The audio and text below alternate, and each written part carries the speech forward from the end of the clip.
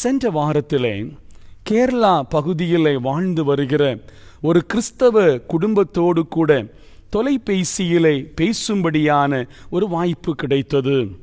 அந்த உரையாடலின் போது மிகுந்த பாரத்தோடு ஒரு கரிசனையை அவர்கள் என்னோடு பகிர்ந்து கொண்டார்கள்.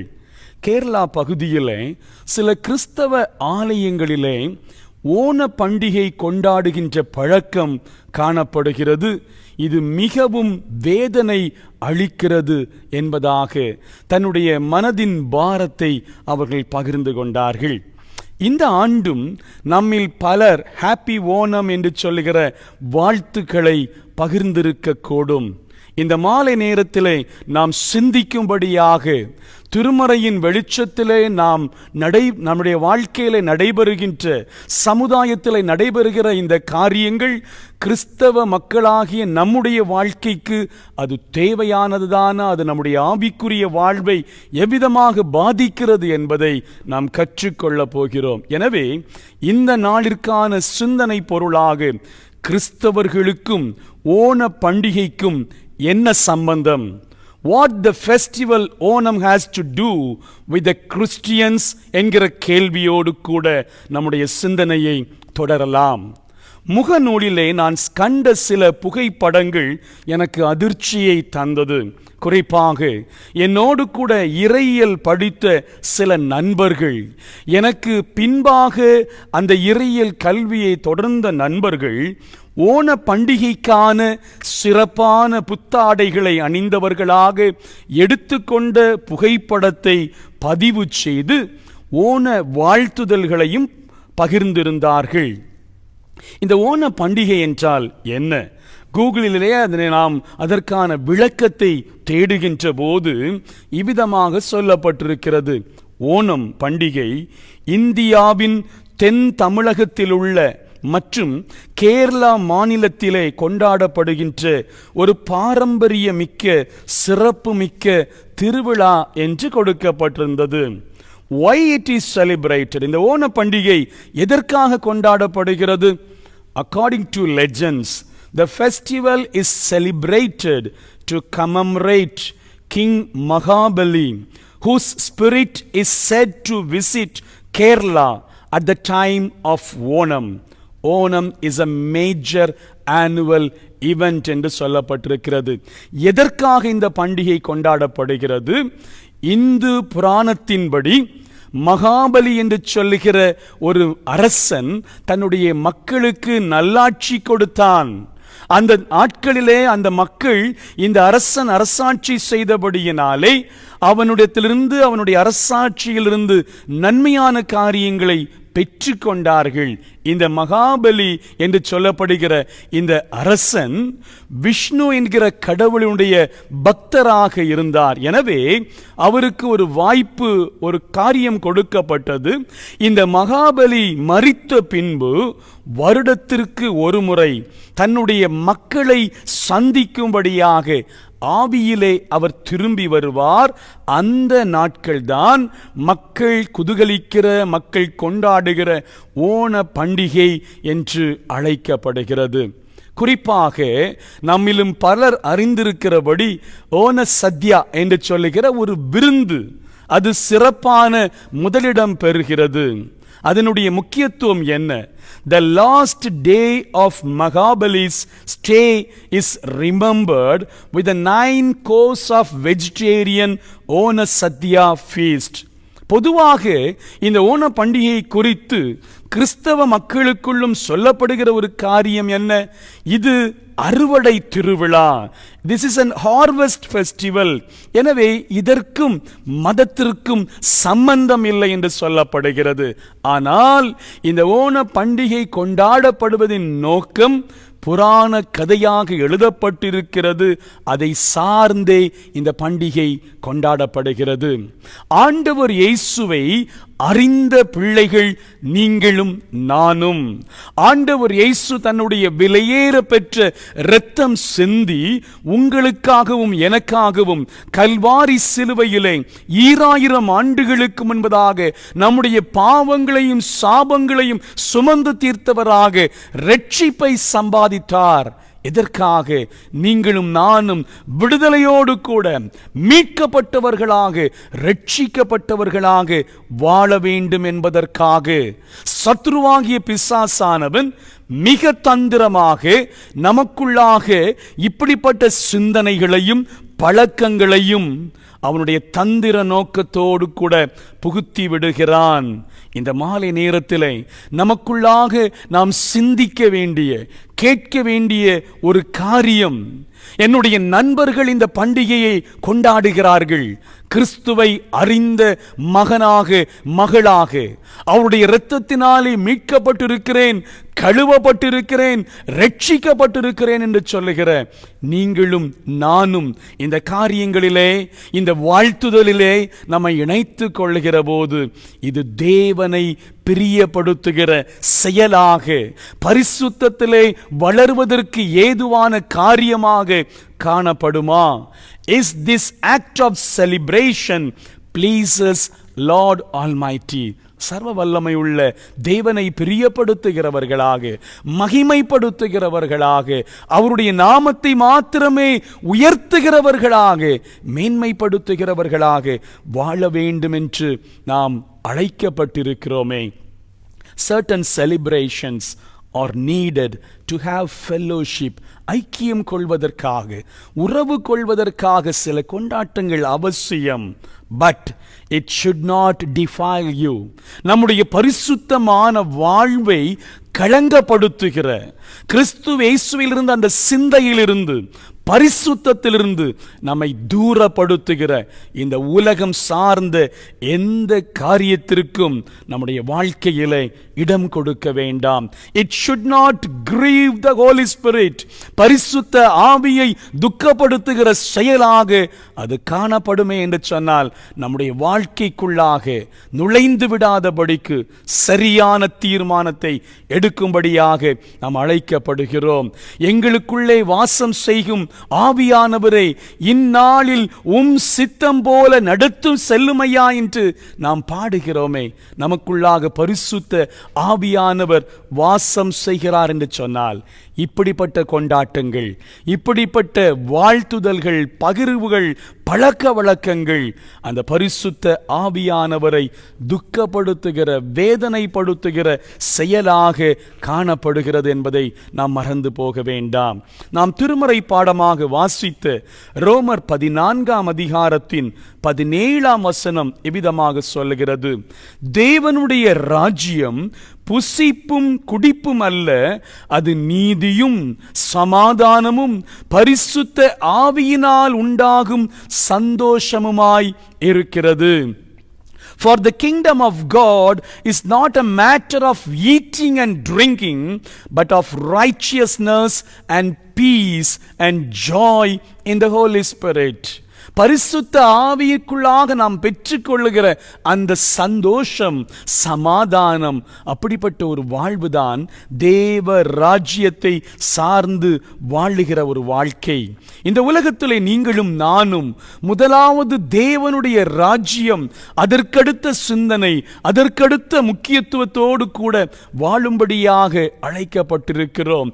தேவ ராஜ்யத்தை, நித்திய ராஜ்யத்தின் சுதந்திரவாளிகளாக, நித்திய ராஜ்யத்திலே பங்கு பெறும்படியாக நம்மை தகுதிப்படுத்தவே இருளின் அந்தகாரத்தில் இருந்த நம்மை ஆச்சரியமான ஒளியினிடத்திற்கு ஆண்டவர் அழைத்திருக்கிறார்.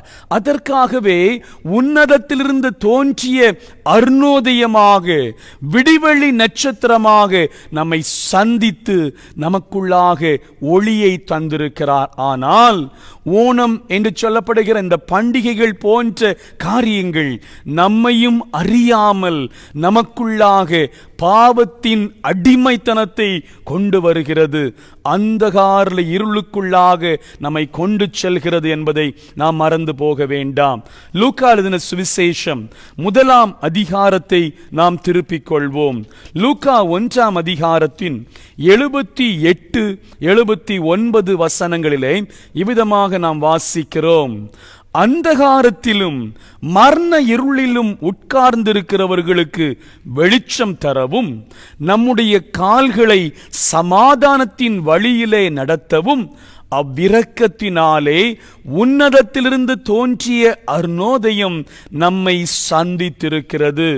To give knowledge of salvation to his people in the forgiveness of their sins because of the tender mercy of our God, whereby the sunrise shall visit us from on high to give light to those who sit in darkness and in the shadow of death, and also to guide our feet into the way of peace. Salvation, ஆண்டவர் தருகிற ரட்சிப்பை குறித்த அந்த சிந்தனையை நமக்குள்ளாக தருவதற்காக உன்னதத்திலிருந்து தோன்றிய அருணோதயமாக, விடிவெள்ளி நட்சத்திரமாக ஆண்டவர் இயேசு நம்முடைய வாழ்விற்குள்ளாக கடந்து வந்தார், நம்மை தேடி வந்தார். ஏசாயா தீர்க்கதரிசியின் புஸ்தகம் 9ஆம் அதிகாரத்தின் 2ஆம் வசனத்திலே விதமாக நாம் வாசிக்கிறோம். இருளில் நடக்கிற ஜனங்கள் பெரிய வெளிச்சத்தை கண்டார்கள். மரண இருளின் தேசத்தில் குடியிருக்கிறவர்களின் மேல் வெளிச்சம் பிரகாசித்தது. ஒரு பக்கத்திலே ஆராதனைகள், ஜெப ஐக்கியங்கள், திருமறையின் வாசிப்பு, தியானம், ஜெபவேளை என்று சொல்லுகிற நிலையிலே ஒளிக்கு நேராக, பரிசுத்தத்திற்கு நேராக நடக்கும்படியாக முயற்சி செய்கிறோம். மறுபக்கத்திலே நம்மையும் அறியாமல் இப்படிப்பட்ட அந்தகார செயல்களுக்கு, பழக்க வழக்கங்களுக்கு நம்மை ஒப்பு கொடுத்து இருக்கிறோம். Sometimes we justify these acts. இப்படிப்பட்ட செயல்களை நாம் சில நேரங்களிலே நியாயப்படுத்திக் கொள்கிறோம். மத்தேயு 24ஆம் அதிகாரத்தின் 24ஆம் வசனம் இவ்விதமாக சொல்கிறது. மத்தேயு 24ஆம் அதிகாரத்திலே கடைசி நாட்களின் சம்பவங்களை குறித்து ஆண்டவர் சொல்லுகிற போது, கூடுமானால் தெரிந்து கொள்ளப்பட்டவர்களையும் வஞ்சிக்கத்தக்கதான செயல்பாடுகள் கடைசி நாட்களிலே நடக்கும். During the last days even the chosen will be deceived. தெரிந்து கொள்ளப்பட்டவர்கள், பரிசுத்தமாக வாழும்படியாக அழைக்கப்பட்டவர்கள்தான், அப்படிப்பட்டவர்களும் வஞ்சிக்கப்பட்டு போகும்படியாக சத்துருவனுடைய மாயையான வலையிலே தங்களையும் அறியாமல் சிக்கிக்கொள்ளும்படியாக இப்படிப்பட்ட சூழ்ச்சிகளை சத்துருவாகிய பிசாசானவன் சமுதாயத்திற்குள்ளாக கொண்டு வந்திருக்கிறான். என்னோடு பணி செய்கிறவர்கள் கிறிஸ்துவை அறியாத நண்பர்களாக இருக்கிறார்கள். கிறிஸ்து பிறப்பை நான் கொண்டாடுகிற போது ஒரு கிறிஸ்தவனாக என்னோடு கூட அவர்கள் வாழ்த்துதலை பகிர்ந்து கொள்வார்கள். அப்படி என்றால் அவர்களுடைய விசேஷித்த நாட்களிலே அவர்களை நாம் வாழ்த்த வேண்டாமா என்று சொல்லுகிற ஒரு கேள்வி நமக்குள்ளாக எழும்பும். இது பலருக்குள்ளாகவும் காணப்படுகிற ஒரு கேள்வி. என்னோடு பணிச்செய்கிற என்னுடைய நண்பன் தன்னுடைய மதம் சார்ந்த ஒரு பண்டிகையை கொண்டாடுகிற போது அவனுக்கு வாழ்த்துதலை நான் சொல்லலாமா, சொல்லக்கூடாதா என்று சொல்லுகிற கேள்வி நமக்குள்ளாக எழும்புகிறது. உங்களிடத்திலே நான் ஒரு காரியத்தை பகிர்ந்து கொள்ளுகிறேன். நம்முடைய பிள்ளை செய்கின்ற காரியம் தவறு என்று நமக்கு தெரிகிற போது அந்த பிள்ளை செய்த தவறை நாம் வாழ்த்துவோமா, உற்சாகப்படுத்துவோமா? இல்லவே இல்லை. No, we won't encourage or appreciate our children when they do wrong or mistakes. அப்படி என்றால் உங்களுக்கும் எனக்கும் தெளிவாக தெரிகிறது, இது நம்முடைய வாழ்விற்கு, நம்முடைய பரிசுத்தத்திற்கு, கிறிஸ்தவ சிந்தனைக்கு ஒவ்வாத தவறான ஒரு காரியம் என்று சொல்லி. அப்படி என்றால் அப்படிப்பட்ட நிலையிலே சரியான ஒரு கோடை, சரியான ஒரு காரியத்தை நாம் அமைத்து கொள்ள வேண்டியது அவசியமாக இருக்கிறது. கிறிஸ்துவை அறியாதவர்கள் நம்முடைய நண்பர்களாக இருப்பதிலே தவறு இல்லை.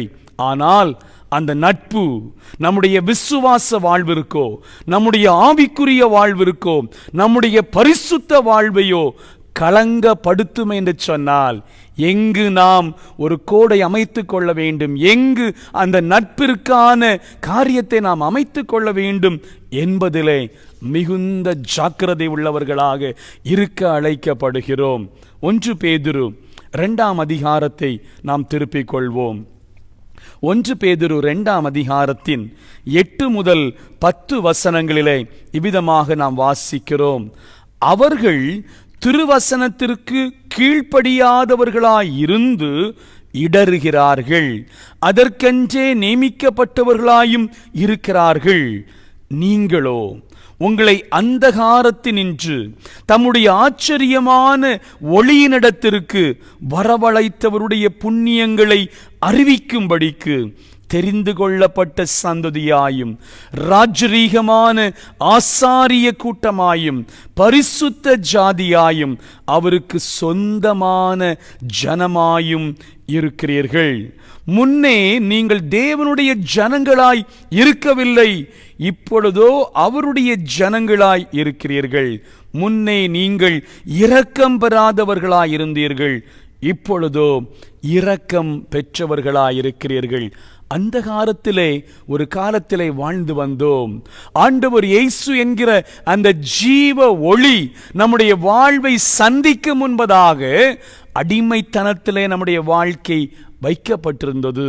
அப்படிப்பட்ட அந்தகாரத்தின் அடிமைத்தனத்திலிருந்து இயேசுவாகிய ஆச்சரியமான அந்த ஒளி நம்மை சந்தித்தபடியினாலே, அந்த அழைப்பை நாம் பெற்றபடியினாலே, அவருடைய புண்ணியங்களை அறிவிக்கும்படியாக தெரிந்து கொள்ளப்பட்ட சந்ததியாக, as a chosen race, ராஜரீக கூட்டமாக, as a royal priesthood, பரிசுத்த ஜாதியாக, as a holy nation, அவருக்கு சொந்தமான ஜனமாக, a people of his own possession. அதற்காக தான், அப்படிப்பட்ட நிலையில்தான் ஆண்டவர் உங்களையும் என்னையும் அழைத்திருக்கிறார். ஆண்டவர் எதற்காக நம்மை அழைத்திருக்கிறார்? To proclaim the excellencies of him who called you out of darkness into his marvelous light. ஆச்சரியமான ஒளியினிடத்திற்கு அழைத்தவருடைய புண்ணியங்களை அறிவிக்கும்படியாக, அந்த புண்ணியங்களை சாட்சியாக வாழ்ந்து காட்டும்படியாக ஆண்டவர் நம்மை அழைத்திருக்கிறார். இந்த சமுதாயத்திலே அப்படிப்பட்ட வாழ்வு நாம் வாழ முடியாதபடிக்கு நம்முடைய வாழ்வின் பரிசுத்தத்தை இழக்கச் செய்கிற பல காரியங்கள் காணப்படுகிற போது அழைத்தவர் புண்ணியங்கள் அறிவித்திட இந்த அடிமையை தெரிந்தெடுத்தார். நான் இயேசுவாலே பிடிக்கப்பட்டவன், அவர் இரத்தத்தாலே கழுவப்பட்டவன், எனக்கென்று எதுவும் இல்லை, இப்பூமி சொந்தமில்லை, எல்லாமே இயேசு, என் இயேசு இயேசு என்று தந்தை பெர்க்மன்ஸ் அவர்கள் பாடுகிறார்கள். அந்தகார இருளினின்று ஆச்சரியமான ஒளிக்கு அழைத்தவர் அவருடைய புண்ணியங்களை, அவருடைய மகிமையை, அவருடைய ராஜரீகத்தின் காரியங்களை அறிவிக்கும்படியாக உங்களையும் என்னையும் அழைத்திருக்கிறார். But what we do, instead of proclaiming the excellencies, the majesty, the glory and the name of Jesus, we compromise with the cultural and non-Christian practices. உலகம் சார்ந்த கிறிஸ்தவத்திற்கு விரோதமான சில கலாச்சார காரியங்களை நம்முடைய வாழ்க்கையிலே நாம் அமைத்திருக்கிறபடியினாலே, பெற்றிருக்கிறபடியினாலே, இடம் கொடுத்திருக்கிறபடியினாலே ஆண்டவர் இயேசுவினுடைய நாமத்தை அறிவிப்பதற்கு, மகிமைப்படுத்துவதற்கு பதிலாக இந்த உலகத்தின் காரியங்களிலே நாம் அடிமைப்பட்டிருக்கிறோம். அன்பர்களே, இன்று நம்முடைய ஆவிக்குரிய வாழ்வின் கண்கள் திறக்கப்பட வேண்டும் என்று ஆண்டவர் விரும்புகிறார். Let our spiritual eyes be opened. என்னுடைய ஆவிக்குரிய வாழ்வை களங்கப்படுத்துகிற, என்னுடைய ஆவிக்குரிய வாழ்விற்கு பாதிப்பை கொண்டு வருகிற இந்த உலகம் சார்ந்த எந்த காரியமும் எனக்குள்ளாக நுழைந்து விடாதபடிக்கான ஒரு தீர்மானத்தை நான் எடுப்பேன் என்று சொல்லுவோமா? அப்போஸ்தலர் நடபடிகளிலே நாம் வாசிக்கிறோம், சவுல் என்கிற ஒரு வாலிபன் காணப்பட்டான். சில தவறான புரிந்து கொள்ளுதல் அவனுக்குள்ளாக காணப்பட்டது. யூத மதம் சார்ந்த காரியங்கள், யூதர்கள் தான் சிறந்தவர்கள், கிறிஸ்தவர்களை துன்பப்படுத்த வேண்டும், அவர்களை துன்பப்படுத்தி ஒடுக்க வேண்டும் என்கிற நிலை அவனுக்குள்ளாக காணப்பட்டது. ஏனென்றால் கிறிஸ்தவத்தை குறித்த, கிறிஸ்தவர்களை குறித்த ஒரு தவறான புரிந்து கொள்ளுதல் இந்த சவுலுக்குள்ளாக காணப்பட்டது. அப்போஸ்தலர் 9ஆம் அதிகாரத்திலே நாம் வாசிக்கிறோம், தமஸ்குவுக்கு நேரான வழியிலே அவன் சென்ற போதுதான் ஆண்டவர் இயேசுவாலே தடுத்து ஆட்கொள்ளப்படுகிறான். அப்போஸ்தலர் 9ஆம் அதிகாரத்தின் 6ஆம் வசனத்திலே, ஆண்டவரே, நான் என்ன செய்ய சித்தமாயிருக்கிறீர்? Lord, what do you want me to do? நான் என்ன செய்ய வேண்டும் ஆண்டவரே?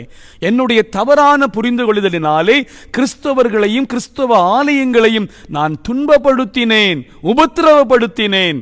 இப்பொழுது நீர் யார் என்பதை அறிந்து கொண்டேன். நான் என்ன செய்ய வேண்டும் என்று ஆண்டவருடைய கரத்திலே தன்னை ஒப்புக் கொடுக்கிறான். அப்போஸ்தலர் 9ஆம் அதிகாரத்தின் 15ஆம் வசனத்திலே அனனியா என்று சொல்லுகிற ஒரு சீஷனுக்கு இந்த பவுலை குறித்த, இந்த சவுலை குறித்த தரிசனம் கொடுக்கப்படுகிறது. இந்த சவுலை குறித்து ஆவியானவர் அனனியாவுக்கு வெளிப்படுத்துகிறார். எப்படி சொல்லுகிறார்? சவுல் புறஜாதிகளுக்கும் ராஜாக்களுக்கும் இஸ்ரவேல் புத்திரருக்கும் என்னுடைய நாமத்தை அறிவிப்பதற்காக நான் தெரிந்து கொண்ட பாத்திரமாக இருக்கிறான். He is a chosen vessel to proclaim my name. என்னுடைய நாமத்தை அறிவிப்பதற்காக என்னால் தெரிந்து கொள்ளப்பட்ட ஒரு பாத்திரம் என்று சொல்லுகிறார். எப்பொழுது இந்த ஒரு நிலைமை காணப்பட்டது? அவனுக்குள்ளாக ஒரு முழுமையான அர்ப்பணிப்பு, தான் எப்படிப்பட்ட வாழ்க்கை வாழும்படியாக அழைக்கப்பட்டிருக்கிறேன் என்பதை புரிந்து கொண்ட போதுதான் சவுலாக இருந்த வாலிபனை பவுலாக ஆண்டவர் மாற்றுகிறார். பல திருச்சபைகளுக்கு நிருபங்களை எழுதுகிறார். அவர்களை ஆவிக்குரிய வாழ்க்கையிலே ஊன்ற கட்டும்படியாக இந்த பவுலை ஆண்டவர் மகிமைப்படுத்துகிறார், பயன்படுத்துகிறார். நாம் இயேசுவின் நாமத்தை உயர்த்தும்படியாக, மகிமைப்படுத்தும்படியாக, பிரஸ்தாபப்படுத்தும்படியாக, அறிவிக்கும்படியாக அழைக்கப்பட்டவர்கள். எப்படி ஆண்டவர் நம்மை அழைத்திருக்கிறார்? ராஜரீக கூட்டமாக, பரிசுத்த ஜாதியாக, அவருக்கு சொந்தமான ஜனமாக தெரிந்தெடுத்தார். விலையேற பெற்ற இரத்தத்தை சிந்தி ரட்சிப்பை நமக்கு தந்து நம்மை மீட்டெடுத்திருக்கிறார். இந்த மீட்பிலிருந்து, இந்த ரட்சிப்பின் அனுபவத்திலிருந்து, இந்த பரிசுத்தத்திலிருந்து நம்மை விழத்தழுகிற உலகம் சார்ந்த எந்த பழக்க வழக்கங்களோ நம்முடைய வாழ்விற்குள்ளாக நுழையாதபடிக்கு நாம் ஜாக்கிரதையாக காத்துக்கொள்ள வேண்டும். இந்த ஓண பண்டிகையிலே மகாபலி என்று சொல்லுகிற அந்த ராஜாதான் மேன்மைப்படுத்தப்படுகிறார். நீங்களும் நானும் ராஜாதி ராஜாவாக ஆண்டவர் இயேசு கிறிஸ்துவை பெற்றவர்கள். இந்த ஓண பண்டிகை சார்ந்த காரியங்களிலே கிறிஸ்துவை அறிந்தவர்கள் ஈடுபடுகிற போது ராஜாதி ராஜாவை மகிமைப்படுத்துவதற்கு பதிலாக புராணம் சொல்லுகிற இந்த மகாபலிக்கு மேன்மையை கொடுக்கிறோம் என்பதை மறந்து போக வேண்டாம். பிலிப்பியருக்கு எழுத நிருபத்திலே 2ஆம் அதிகாரத்திலே அப்போஸ்தலனாகிய பவுல் இவ்விதமாக சொல்லியிருக்கிறார். பிலிப்பியர் 2ஆம் அதிகாரத்தின் 9 முதல் 12 வசனங்களை நான் வாசிக்கிறேன். ஆதலால் தேவன் எல்லாவற்றிற்கும் மேலாக இயேசுவை உயர்த்தி, இயேசுவின் நாமத்தில் வானோர் பூதலத்தோர் பூமியின் கீழானோருடைய முழங்கால் யாவும் முடங்கும்படிக்கு, இயேசுவின் நாமத்தினாலே பிதாவாகிய தேவனுக்கு மகிமையாக இயேசு கிறிஸ்து கர்த்தர் என்று நாவுகள் யாவும் அறிக்கை பண்ணும்படிக்கு எல்லா நாமத்திற்கும் மேலான நாமத்தை தந்தருளினார். ஆதலால் எனக்கு பிரியமானவர்களே, நீங்கள் எப்பொழுதும் கீழ்ப்படுகிறபடியே, நான் உங்களுக்கு சமீபமாய் இருக்கும் போது மாத்திரமல்ல, நான் தூரமாய் இருக்கிற போதும் அதிக பயத்தோடும் நடுக்கத்தோடும் உங்கள் ரட்சிப்பு நிறைவேற பிரயாசப்படுங்கள்.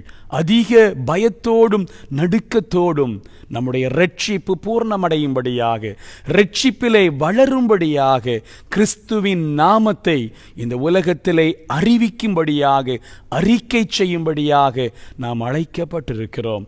அப்படிப்பட்ட வாழ்விற்காக ஆண்டவர் நம்மை தெரிந்தெடுத்திருக்கிறார். இந்த உலகம் சார்ந்த காரியங்கள், நம்முடைய வாழ்வை, நம்முடைய அழைப்பை ஆண்டவர் என்ன நோக்கத்தோடு கூட நம்மை உருவாக்கி இருக்கிறாரோ அந்த நோக்கத்திலிருந்து வழி தவறி செல்வதற்கு சத்ருவாலே கொண்டு வருகிற சூழ்ச்சிகளை மிக ஜாக்கிரதையாக அடையாளம் கண்டுகொள்வோம். மீண்டும் சொல்லுகிறேன், கடைசி நாட்களிலே தெரிந்து கொள்ளப்பட்டவர்களும் மீட்கப்பட்டவர்களும் ரட்சிக்கப்பட்டவர்களும் கூட வஞ்சிக்கப்படும்படியான காரியங்களை சத்ரு கொண்டு வருகிற போது அடையாளம் கண்டுகொள்வோம். ஜாக்கிரதையாக நம்முடைய வாழ்வை பரிசுத்தமாக அமைத்து கொள்வோம். எந்த சேதமும், எந்த கலங்கமும், எந்த கரைகளும் நம்முடைய வாழ்க்கையிலே நுழைந்து விடாதபடிக்கு முதலாவது தேவனுடைய ராஜ்யம், அவருடைய நீதி சார்ந்த காரியங்களை நாம் தேடுவோம். இயேசுவின் நாமம் எல்லாவற்றிற்கும் மேலான நாமம். துரைத்தனங்களுக்கும் அதிகாரங்களுக்கும் பேய் பிசாசின் தந்திரங்களுக்கும் எல்லா நாமத்திற்கு மேலான ஜெயமளிக்கிற நாமம் என்பதை உயர்த்தி காண்பிப்போம். அப்படிப்பட்ட நிலையிலே நீங்களும் நானும் இந்த உலகத்திலே சாட்சியாக ஆண்டவரை மகிமைப்படுத்தி வாழும்படியாக தெய்வாதி தேவன் உதவி செய்வாராக. ஆமேன், ஆமேன்.